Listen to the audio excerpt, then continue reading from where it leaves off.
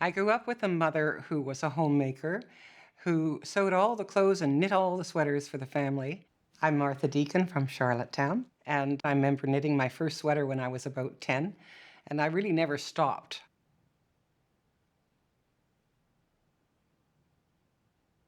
Mum was only interested in embroidery work. Crewel, it's called when it's done in wool.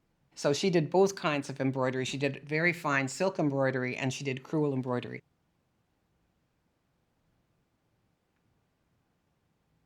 She found this kit, which is a Georgian lady's work bag. She did all of the work and then made it into a fire screen, which she thought would be more useful. She followed the philosophy of William Morris, who was credited for creating the world of decorative arts, which was have nothing in your homes which you do not believe to be useful or beautiful. And so whenever you look around your home, everything your eye lights on creates a wonderful sense of comfort and meditative thoughtfulness.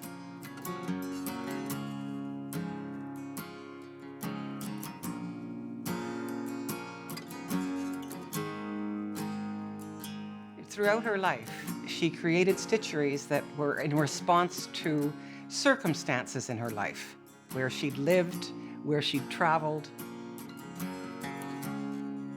She wasn't interested in snapshots. She really didn't have anything much to do with photography.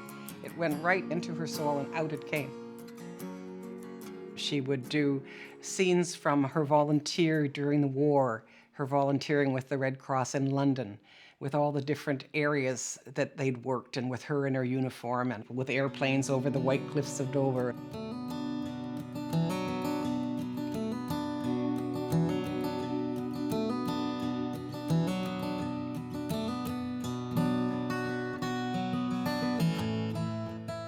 Her brother was an artist and he painted the house that she lived in during their sabbatical in France. It was on Place de la Mairie, and across the Place de la Mairie was this bell tower, and she did a stitch of the view from her window. You're sort of living in the midst of this fantastic memory of this village. Traditionally, I think needlework hasn't been appreciated, shall we say, as an accomplishment. People just did it in the background, and I don't know how much the families often even realized what was happening. Things would just appear, and then you'd realize 10 years later, oh, I've slept under that quilt, I can't part with it. And they mean something to you, but they've slid into your consciousness without you even really understanding how important they are. Women had no leisure to speak of, and they couldn't be faulted for doing nothing. They were doing something, and they were also expressing themselves and using their creativity and their hands to calm themselves, to calm their families, to think about how to cope with whatever was thrown at them. I think it was very meditative, very contemplative.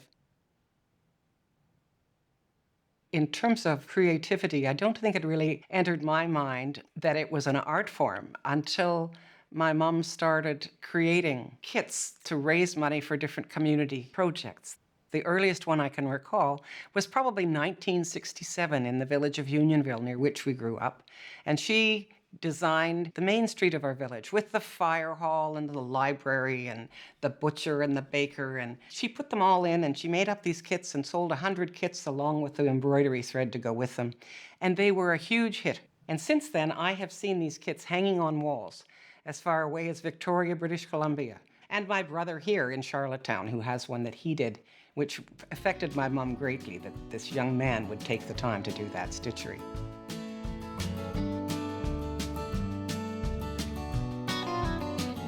On my parents' wedding trip, they drove in 1947 from Toronto to Vancouver, and they visited the Chicago Art Institute, where Mom saw the miniature rooms and was enchanted. 40 years later, she ran across a chap in PEI, Peter Turgoose. Peter had created and built a miniature house to be auctioned off for charity. Mum bought about 100 tickets. Peter, knowing Mum, the frugal Scot, thought, Florence, what's got into you? You're buying all these tickets. I really want this house, Peter. I'll make you one, says Peter when she didn't get it. Peter subsequently, while he was building it, fell ill with cancer. And Jean, his widow, said, you know, that house kept him going for 2 years. He didn't die till after it was delivered. Mom spent, I would think the next 10 years doing embroidery for the quilts in the house. She did needlepoint for all of the carpets. She even has tiny little knitting needles, and she has a sewing room. So it kept her and the family occupied with all kinds of little tiny things for years and years. There's Mozart's violin in there. There's a miniature of the Globe and Mail. There is a song that was written called Jerusalem Long Ago by a choir master of mine who came with Mum and me to Israel and wrote that on the shores of Galilee. And there are silver napkin rings with napkins in them, mugs that say Donald and Florence. Lots of very personal touches in that home, which she adored all her life.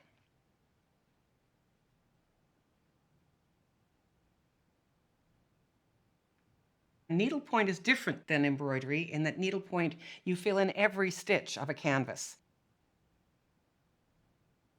I hadn't really done any needlework to speak of for years, and was in New York City, and I saw this incredible stitchery in the Metropolitan Museum, which was a medieval unicorn. And I thought, I think I can do that. And I got it home and realized it was 183,000 stitches and likely to take the rest of my life. But I thought, you got to start somewhere. And 6 months later, I was totally obsessed with it. I got it finished and presented it to them as a memento of their 50th wedding anniversary. And of course, Mum was bowled over because she didn't know I was doing any needlework at all at that point.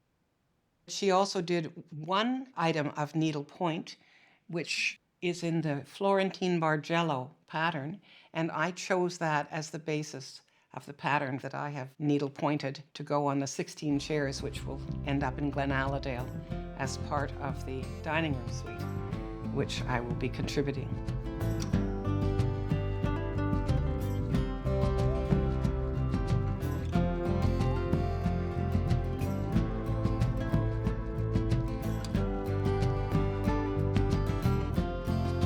I believe this pattern was developed during the Black Plague in 1348 in the Bargello Palace of Florence.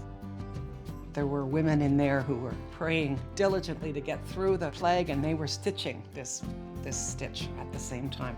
I only had 10 chairs. We really needed 16 around the table or it would look silly. We have brilliant craftspeople on PEI. And Joe McCaskill would carve 6 more chairs from the elm tree that I had to cut down in my backyard. The plague hit, and I thought, this is my opportunity. And lo and behold, I finished all 16, and we had a ceremony called the Last Stitch. And we wore top hats and tails, because this is the last stitch of 16 chair seats.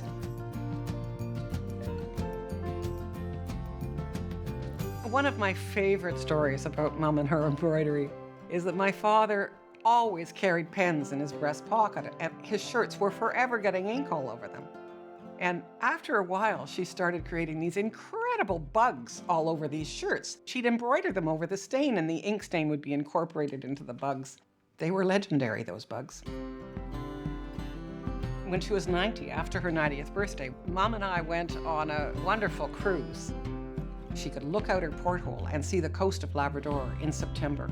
And the last stitchery that she did was View from My Porthole in Nunetziavut. And that was typical. She loved to commemorate places that had gone deeply into her soul. And I thought, what a wonderful response to that trip.